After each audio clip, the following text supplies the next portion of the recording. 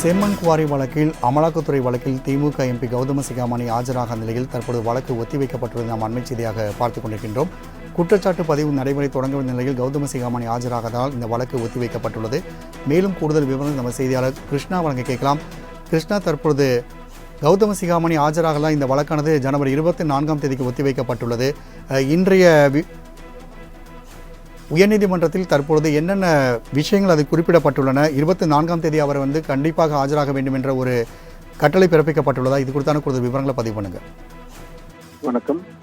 2006 முதல் 2011 ஆண்டு வரையான திமுக ஆட்சியில் உயர்கல்வி மற்றும் கனிம வளங்கள் சுரங்கத்துறை அமைச்சராக பொன்முடி பதவி வகித்த போது விழுப்புரம் மாவட்டத்தில் அனுமதிக்கப்பட்ட அளவை விட அதிக அளவு செம்மண் வெட்டி எடுப்பதன் மூலம் அரசிற்கு 28,36,40,600 ரூபாய் இழப்பு ஏற்படுத்தியதாக பொன்முடி மற்றும் அவரது மகன் கௌதம சிகாமணி மற்றும் உறவினர் ராஜ மகேந்திரன் உள்ளிட்டோர் மீது கடந்த 2012 தமிழக லஞ்ச பதிவு செய்த வழக்கு விழுப்புரம் மாவட்ட நீதிமன்றத்தில் நிலுவையில் இருந்து வருகிறது.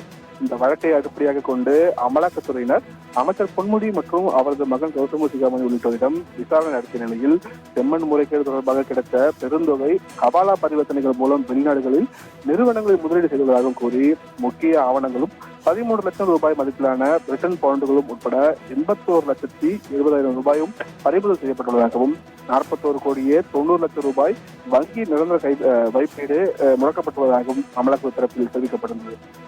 இந்த சூழ்நிலையில் சட்டவிரோத பண பரிமாற்ற தடை சட்டத்தில் கள்ளக்குறிச்சி திமுக எம்பி கௌதம சிகாமணி, KS ராஜ மகேந்திரன், ஜெயச்சந்திரன், சதானந்தம், கோபிநாத் மற்றும் KS பிசினஸ் ஹவுஸ் நிறுவனம் ஆகிய 6 பேருக்கு எதிராக அமலாக்கத்துறை தரப்பில் ஆகஸ்ட் மாதம் சென்னை முதன்மை அமர்வு நீதிமன்றத்தில் 90 பக்க குற்றப்பத்திரிகையானது தாக்கல் செய்யப்பட்டது. இந்த வழக்கு தொடர்பாக கடந்த நவம்பர் 24 நீதிமன்றத்தில் ஆஜரான கௌதம சிகாமணி உள்ளிட்டோருக்கு குற்றப்பத்திரிகை நகல் வழங்கப்பட்டது.